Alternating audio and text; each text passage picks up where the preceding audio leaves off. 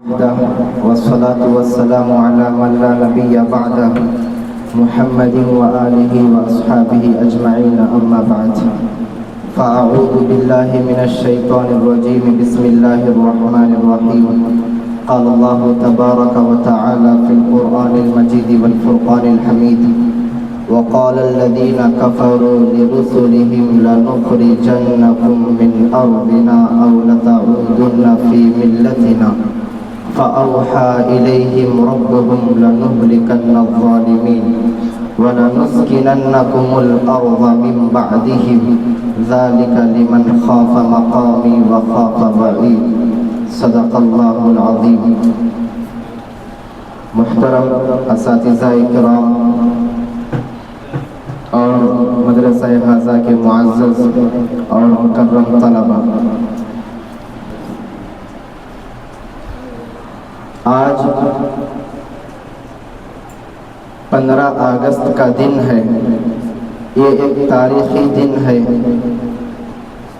کہ اس دن میں ہندوستان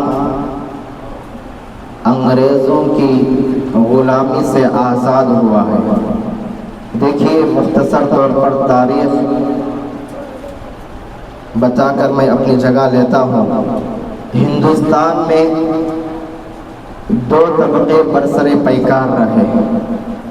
ایک طبقہ وہ تھا، ایک جماعت وہ تھی جو انگریزوں سے معافیاں مانگی، انگریزوں کے سامنے اپنے گردنوں کو جھکایا، انگریزوں سے دولتیں اور جاگیریں حاصل کی، اور نواب سراج الدولہ کو دھوکہ دے کر اور اسی طرح سے شیر میسور، شیر ہند سلطان ٹیپو شہید رحمت اللہ علیہ سے غداری کی۔ ایک طبقہ وہ تھا۔ دوسرا طبقہ تھا جو شاہ ولی اللہ محدث دہلوی رحمت اللہ علیہ کے نام کا وارث تھا، اور اسی طرح سے شاہ عبدالعزیز محدث دہلوی رحمت اللہ علیہ کے فتوے کا علم بردار تھا۔ یہ طبقہ اپنی بیویوں کو بیوہ کرا گیا، اپنے بچوں کو یتیم کرا گیا، اپنی جانوں کا نذرانہ پیش کر دیا، لیکن کبھی بھی انگریزوں کے سامنے اپنی گردنوں کو نہیں جھکایا اور انگریزوں سے معافی اور دولتیں حاصل نہیں کی۔ دیکھیے، سن 1601 میں ہندوستان میں انگریز آیا تھا۔ انگریز تجارت کی غرض سے، تجارت کی نیت سے آیا تھا۔ آ کر آہستہ آہستہ اس نے پورے بر صغیر پر، پورے ہندوستان پر اپنا قبضہ جما لیا۔ پورے مسلمانوں کو، ہندوستان کو غلامی کی زنجیروں میں جکڑ لیا۔ ایک وقت آیا، شاہ ولی اللہ محدث دہلوی رحمت اللہ علیہ کے گھر میں شاہ عبدالعزیز محدث دہلوی رحمت اللہ علیہ پیدا ہوئے۔ ہندوستان کی تاریخ کا سب سے پہلا فتوی جہاد جو جاری کیا کہ انگریزوں کے خلاف جہاد لڑنا ہر مسلمان پر فرض ہو چکا ہے، وہ سب سے پہلے فتوی جہاد جاری کرنے والے شاہ عبدالعزیز محدث دہلوی رحمت اللہ علیہ تھے۔ دیکھیے، شاہ عبدالعزیز محدث دہلوی رحمت اللہ علیہ جیسے ہی فتویٰ دیے کہ ہندوستان میں انگریزوں کے خلاف جہاد کرنا فرض ہو چکا ہے، تو اس فتوے کی روشنی میں سب سے پہلے مرد مجاہد اور دور اندیشی رکھنے والا شیر میسور، شیر ہند، انگریزوں کے مقابلے میں میدان میں جو سب سے پہلے تلوار اٹھایا وہ سلطان ٹیپو شہید رحمت اللہ علیہ تھے۔ سلطان ٹیپو شہید رحمت اللہ علیہ کون تھے؟ آج کل بہت سارے لوگ ان کو جانتے ہیں، لیکن جان بوجھ کر ان کی تاریخ کو مسخ کرنا چاہتے ہیں، جان بوجھ کر سلطان ٹیپو شہید رحمت اللہ علیہ کی اصلی حالت کو چھپانا چاہتے ہیں۔ اس کی بہت ساری وجوہات ہیں کہ سلطان ٹیپو شہید رحمت اللہ علیہ کون تھے۔ یہ اپنے دور کا قطب تھا، بڑے بڑے اللہ والوں کا سردار تھا، اپنے دور کا ولی تھا، حضرت مولانا حسین احمد مدنی رحمۃ اللہ علیہ لکھتے ہیں کہ جس وقت سلطان ٹیپو موجود تھا اس وقت وہ اتنا بڑا اللہ والا تھا کہ آپ اور میں اس کا تصور نہیں کر سکتے۔ اور اسی طرح سے مولانا حسین احمد مدنی رحمۃ اللہ علیہ اپنے ملفوظات میں لکھتے ہیں کہ جس دور میں سلطان ٹیپو انگریزوں کے خلاف ہندوستان میں تلوار کو اٹھایا تو اس وقت ہندوستان میں سلطان ٹیپو سے بڑا اللہ والا ولی قطب کوئی اور نہیں تھا۔ یہ سلطان ٹیپو شہید رحمۃ اللہ علیہ کی تاریخ ہے۔ اور سلطان ٹیپو شہید رحمۃ اللہ علیہ بارش تھے کہ آپ کے چہرے پر داڑھی تھی، لیکن آج بعض قوم جن کے اوپر لعنت ہو کہ سلطان ٹیپو شہید رحمۃ اللہ علیہ کے چہرے کو مسخ کر دیا۔ کتابوں میں آپ بھی دیکھے ہوں گے، میں بھی دیکھا ہوں کہ سلطان ٹیپو شہید رحمۃ اللہ علیہ کی تصویر سے داڑھی کو ہٹا دیا کہ یہی سلطان ٹیپو ہے۔ لیکن سلطان ٹیپو شہید رحمۃ اللہ علیہ اپنی زندگی میں کبھی بھی اپنے چہرے کے اوپر بلیڈ نہیں چلایا، اپنی داڑھی کبھی بھی ایک مرتبہ بھی نہیں کاٹی۔ لیکن آج کل بعض قسم کے بعض گندی ذہنیت رکھنے والے لوگ سلطان ٹیپو شہید رحمۃ اللہ علیہ کی تاریخ کو مسخ کرنا چاہتے ہیں۔ اسی طرح سلطان ٹیپو شہید رحمۃ اللہ علیہ اپنے زمانے کے بہت بڑے اللہ والے تھے۔ دیکھیے میسور کی جامعہ مسجد جب بنائی سلطان ٹیپو شہید رحمۃ اللہ علیہ نے، اس وقت اعلان کیا کہ اس جامعہ مسجد میں جماعت وہ کرائے جو صاحب ترتیب ہو۔ صاحب ترتیب کون ہوتے ہیں؟ علماء کرام جانتے ہیں، اساتذہ جانتے ہیں کہ جس کی 5 نمازیں اکٹھی کبھی بھی قضا نہ ہوئی ہو، 5 نمازیں اکٹھی فرض نمازیں کبھی بھی اکٹھی قضا نہ ہوئی ہو، وہ آدمی صاحب ترتیب ہوتا ہے۔ جیسے ہی میسور کی جامعہ مسجد سلطان ٹیپو شہید رحمۃ اللہ علیہ نے بنایا، اس کے بعد اعلان کرایا مجمع سے مخاطب ہو کر کہ یہاں جماعت وہ کرائے جو صاحب ترتیب ہو۔ تو مجمع میں بہت سارے علماء کرام تھے، بہت سارے مسلمان تھے، لیکن کوئی بھی آگے نہیں آئے۔ اس کے بعد خود سلطان ٹیپو شہید رحمۃ اللہ علیہ آگے بڑھے اور جماعت کرائے۔ اس کے بعد سلطان ٹیپو شہید رحمۃ اللہ علیہ نے کہا کہ جب سے میں بالغ ہوا ہوں میری 5 نمازیں اکٹھے کبھی بھی قضا نہیں ہوئی ہے۔ کہ اتنے بڑے اللہ والے سلطان ٹیپو شہید رحمۃ اللہ علیہ تھے۔ اب یہ لوگ سلطان ٹیپو شہید رحمۃ اللہ علیہ کی تاریخ کو مسخ کیوں کرنا چاہتے ہیں، چھپانا کیوں چاہتے ہیں؟ یہ اس وجہ سے چھپانا چاہتے ہیں کہ لوگوں میں یہ بات بیٹھی ہوئی ہے کہ انگریزوں سے ٹکر لینے والے یہ علماء تھے، مسلمان تھے، اور انگریزوں کو اس ملک سے، اس دیش سے بھگانے والے علماء تھے، مسلمان تھے۔ اب سلطان ٹیپو شہید رحمۃ اللہ علیہ کے چہرے سے داڑھی ہٹا کر یہ بتانا چاہتے ہیں کہ یہ کوئی مولوی نہیں تھا اور یہ کوئی مسلمان نہیں تھا۔ یہ بات لوگوں کے ذہنوں میں بٹھانے کے لیے اسکول کی کتابوں میں اور اسی طرح سے پوسٹروں میں سلطان ٹیپو شہید رحمۃ اللہ علیہ کی تصویر کو غلط طور پر چھاپتے ہیں۔ دیکھیے سلطان ٹیپو شہید رحمۃ اللہ علیہ انگریز کے خلاف 4 لڑائیاں لڑی، بڑی بڑی لڑائیاں، 4 لڑائیاں لڑی۔ علماء کرام اپنی کتابوں میں لکھتے ہیں کہ انگریز سے خطرہ محسوس کرنے والا ہندوستان میں اگر کوئی ہے تو وہ سلطان ٹیپو شہید رحمۃ اللہ علیہ تھے۔ کہ اگر ایک اور سلطان ٹیپو پیدا ہو جاتا تو ہندوستان سے انگریز کا نام و نشان مٹ جاتا۔ کہ سلطان ٹیپو شہید رحمۃ اللہ علیہ کا جو خاص وزیر تھا اس کا نام میر صادق تھا۔ اس نے عین لڑائی کے موقع پر سلطان ٹیپو شہید رحمۃ اللہ علیہ سے غداری کی اور دھوکہ دے دیا، جس کی وجہ سے سلطان ٹیپو شہید رحمۃ اللہ علیہ کو شکست کا سامنا کرنا پڑا۔ اور یہ میر صادق انگریزوں سے 950 مربع زمین الاٹ کرائی گئی۔ کہ آج کل بھی پڑوسی ملک پاکستان میں بہت سارے زمیندار جائیداد والے ایسے ہیں کہ انگریز بھیک میں اپنوں کی غداری کی وجہ سے ان کو زمیندار بنا دیا، جاگیردار بنا دیا، عہدیدار بنا دیا، آج بھی وہ لوگ موجود ہیں۔ اور دوسری طرف جو مسلمانوں کا شیر تھا وہ نواب سراج الدولہ تھا، یہ بھی بہت بڑی کامیابی حاصل کرنے والے تھے، لیکن ان کا جو خاص وزیر تھا میر جعفر، اس کی عین لڑائی کے موقع پر غداری کرنے کی وجہ سے اور بک جانے کی وجہ سے انگریزوں کے ہاتھوں میں، اور انگریز ان کو جو خریدا ہے وہ 750 مربع زمین کے بدلے خریدا تھا۔ عین لڑائی اور دھوکے کی وجہ سے نواب سراج الدولہ رحمت اللہ علیہ شہید یہ بھی عین لڑائی کے موقع پر شکست کھا گئے۔ بہرحال یہ ہمارے ہندوستان کی تاریخ ہے۔ اس ملک کو آزاد کرنے میں دوسروں کا اتنا حصہ نہیں ہے جتنا ہمارے مسلمانوں کا حصہ ہے۔ اور اسی طرح سے جو انگریز ہندوستان میں آیا، 1601 میں آیا انگریز ہندوستان میں، انہوں نے یہ اعلان کر لیا کہ جب انگریز کا ظلم اور زیادتی حد سے بڑھ رہی تھی تو اس وقت علماء دیوبند ایک میٹنگ رکھے کہ آیا ہم انگریزوں کی غلامی کریں یا انگریز کے خلاف تلوار اٹھا کر اس دنیا سے چلے جائیں، انگریز کو اس دیش سے بھگا دیا جائے، کیا کریں آخر۔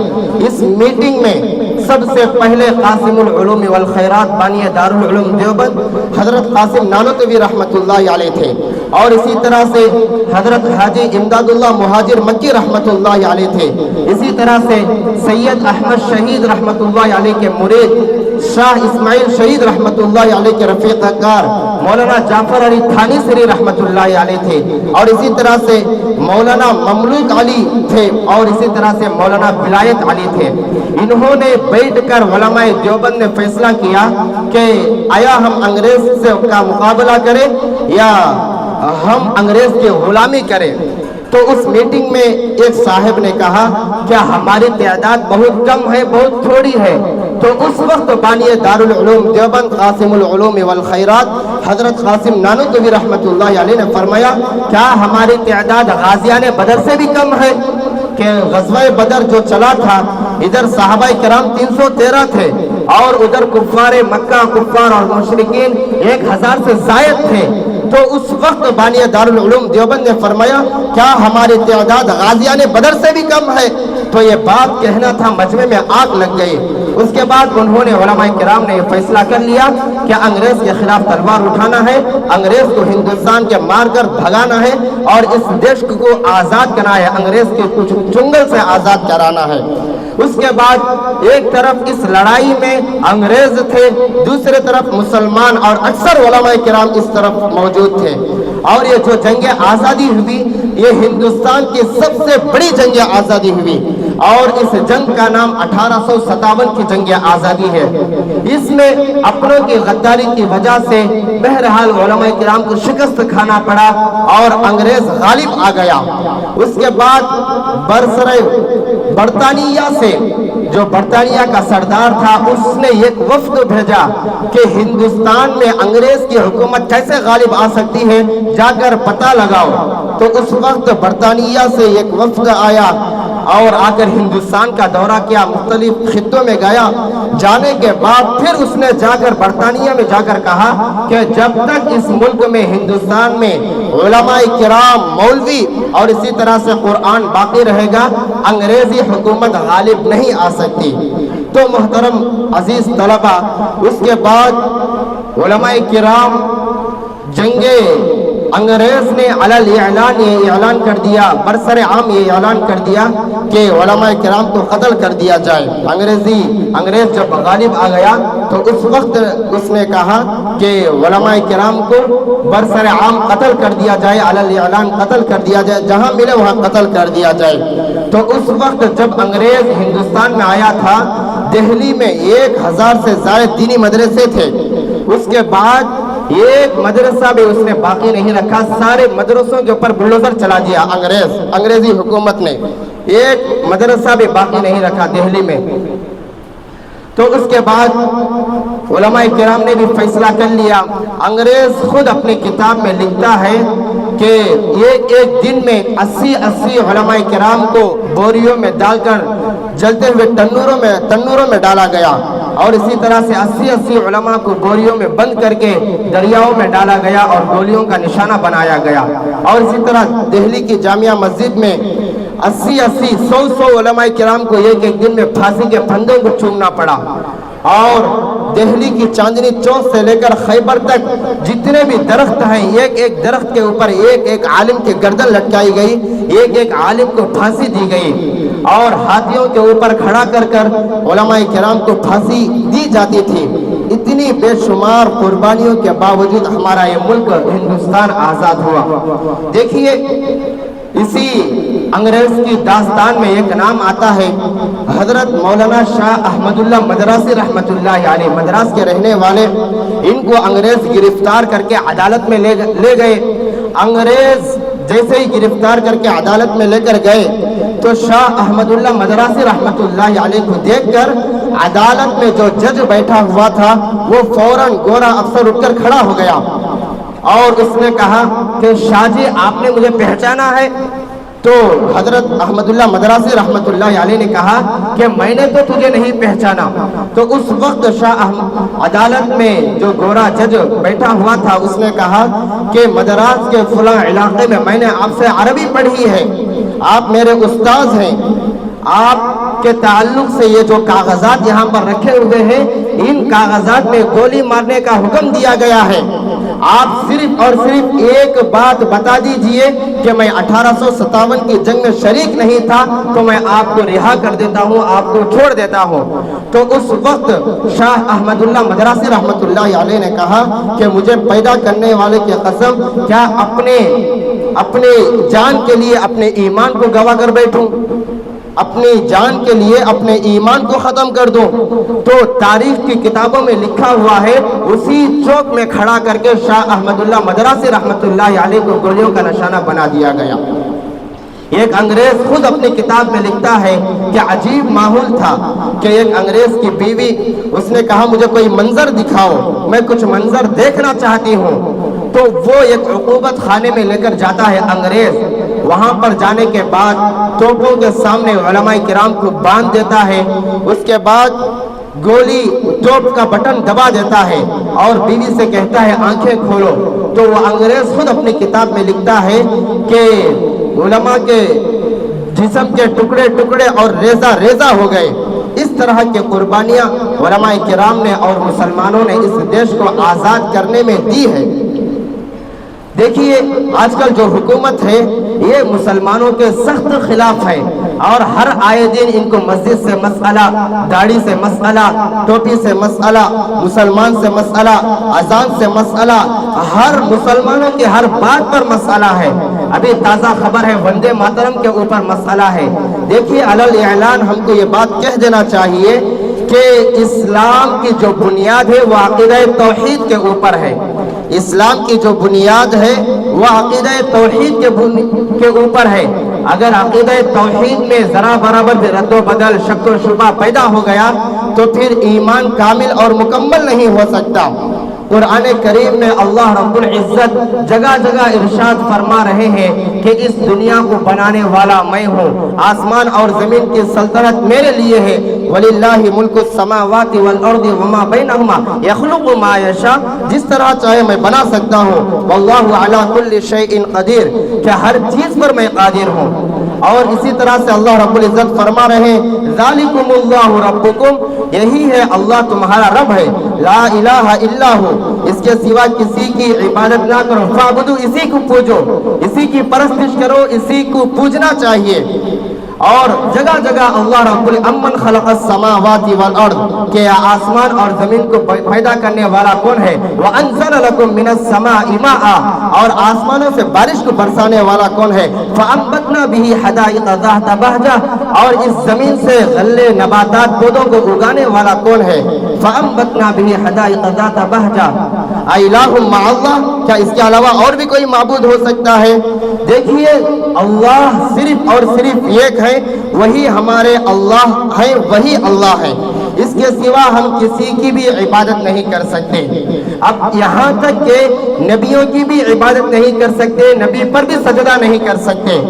ایک موقع پر اللہ کے نبی صلی اللہ علیہ وسلم کے دربار میں ایک اونٹ اپنے مالک کی شکایت لے کر پہنچتی ہے، تو اس وقت صحابہ کرام دیکھتے ہیں اور دیکھ کر اونٹ کی حالت کو دیکھتے ہیں کہ وہ سجدے میں گری ہوئی ہے، زمین پر گری ہوئی ہے۔ صحابہ کرام دیکھ کر یہ فرمانے لگے کہ जानवर आपको सजदा कर रहे हैं तो हम इंसान आपको क्यों ना सजदा करें। तो उस वक्त नबी पाक अलैहिस्सलातु वस्सलाम ने फरमाया ला यंबगी लिबशरिन अन यस्जुदा लिबशरिन, कि एक इंसान के लिए जायज नहीं है कि वो दूसरे इंसान को सजदा करे। किसी कुतुब, किसी नबी, किसी की भी हम इबादत नहीं कर सकते, खुद नबी पाक सल्लल्लाहु अलैहि वसल्लम ने मना फरमाया। और इसी तरह देख लीजिए कि वालिदैन का मकाम व मर्तबा कैसा है। वालिदैन का मकाम व मर्तबा कुरान करीम आप खोलेंगे तो जिस जगह अल्लाह रब्बुल इज्जत ने तौहीद की दावत दी, उसी जगह के ऊपर अल्लाह रब्बुल इज्जत ने वालिदैन के साथ हुस्न सुलूक का हुक्म भी दिया है। वालिदैन के साथ हुस्न सुलूक का भी हुक्म दिया है।